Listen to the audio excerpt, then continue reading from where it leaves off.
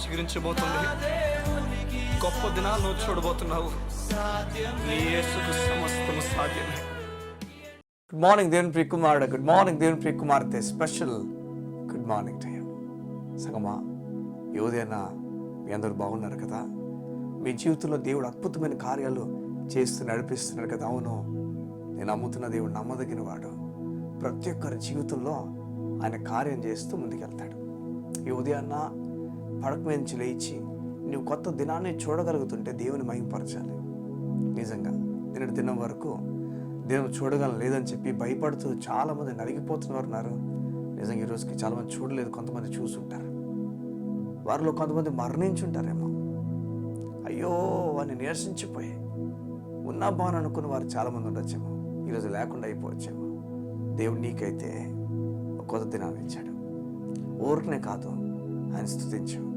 నేను ఏం చేయాలి ఈ రోజున? దేని కొరకు నేను బ్రతకాలి? దేన్ని చేస్తూ ముందుకెళ్ళాలి? నువ్వు ఎన్నో ఆలోచనలతో ఉండిపోయావేమో. దేవుడు చెప్తున్నాడు, మొదట ఆయన స్తుతించు రోజు ఇచ్చినందుకు, ఆయన గణపరచు రోజు ఇచ్చినందుకు. అయ్యా, ఈ రోజు ఇచ్చినందుకు నీకు వందనాలు. రోజు ఇచ్చినందుకు నీకు వందనాలు ప్రారంభిస్తే తర్వాత ఏం చేయాలో అని చెప్తాడు. యోధి అన్న, దేవుడు తన ప్రజలు నడిపించడానికి ఎంతటికైనా తెగిస్తాడు. ఇది నిజం. నేను నడిపించడానికి దేవుడు ఎంతటికైనా తెగిస్తాడు. చూడండి, ఈ మాటలు మాట్లాడుతున్నప్పుడు మనం చాలా దగ్గరగా ఉన్న వ్యక్తి గురించి మనం గమనిస్తాం.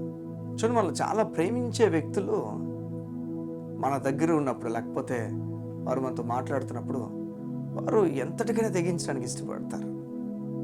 వారు ఏదైనా మన గురించి మాట్లాడడానికి ఇష్టపడతారు, ఎవరిని ఎదిరించడానికి ఇష్టపడతారు. ఇవన్నీ మనం గమనిస్తాం కదా సంగమా? అంతగానే ఎక్కువగా దేవుడు చెప్తున్నాడు, నేను ఈ లోకంలో ఎవరు నీ గురించి తెగించలేనంతగా తెగిస్తాను.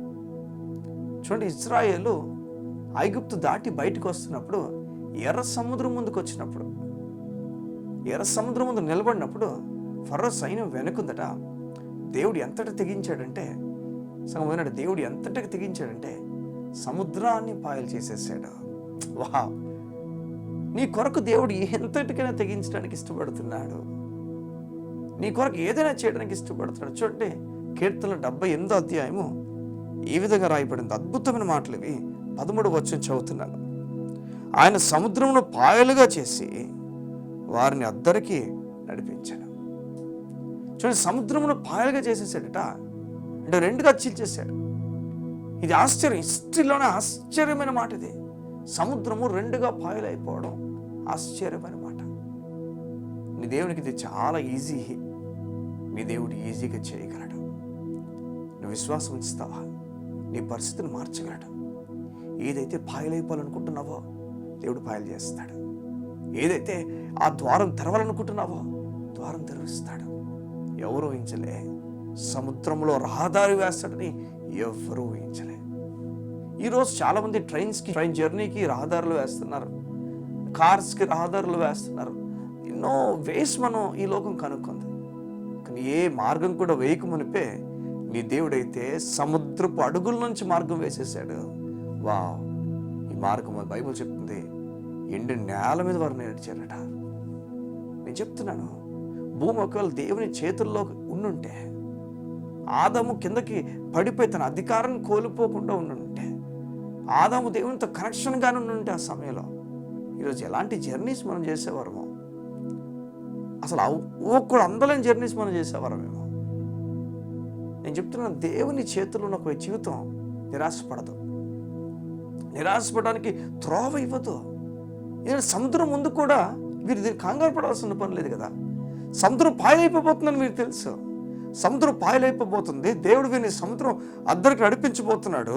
అదే సముద్రంలో ఈ ఐగుప్తుని ముంచేయబోతున్నాడు అని తెలుసు. ఏదో నీకు తెలుసా?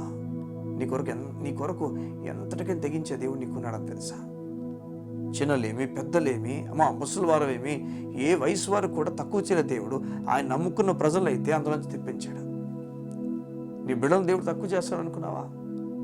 నీ భర్తను తక్కువ చేస్తాడు అనుకున్నావా? నువ్వు యేసు ప్రభువును విశ్వాసం ఉంచితే నువ్వు అద్దరికి వెళ్ళాల్సిందే.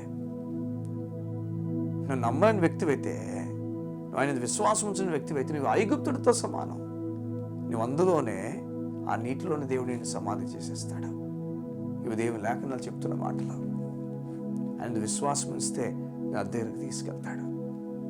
ఉదయం దేవుడు నీతో మాట్లాడి చెప్తున్నాడు, నీటిని రాశిగా నిలబెట్టాడట, వారికి అండగా తోడున్నాడు, ఎండిన నేలపైన ఎదురే లేకుండా నీ దేవుడు నడిపించాడు. ఈరోజు ఈ మాటలు లోపల తీసుకుంటావా? నీ కొరకు దేవుడు ఎంతటికని తెగిస్తాడన్న ధైర్యము ఈ ఉదయం నీకు కలుగునుగాక, గొప్పగా కలుగునుగాక, గొప్పగా కలుగునుగాక. దేవుని మాట ప్రకారంగా ముందుకు అడుగులు వేయుదువుగాక. కళ్ళు మూసుకుంటే ఉదయం ప్రార్థన చేస్తాను. మా ప్రియ పరలోకపు తండ్రి, నీకు స్తోత్రాలు. నీ బిడ్డలు ఎంతటికైనా తెగించే దేవుడు నాకున్నాడని అట్టి ధైర్యం నీ బిడ్డలకి ఇవ్వండి, సహనం ఇవ్వండి, నెమ్మది ఇవ్వండి, ఉన్నతమైన పరుగులు వారికి ఇవ్వండి. నీ మీద ఆధారపడి ముందుకెళ్ళేవారుగా నీ బిడ్డల నుంచి నడిపించబడగదు. ఏ సత్ పరిశుద్ధ నామమున నీ బిడ్డలు దీవించి ప్రార్థిస్తున్నాను తండ్రి. ఆమేన్, ఆమేన్, ఆమేన్. నిరాశపడక, నీ కొరకు దేవుని సమయం ఉన్నది. దేవుడు అనుకున్న సమయంలో నీ కార్యం చేయబోతున్నాడు. God bless you. See you tomorrow.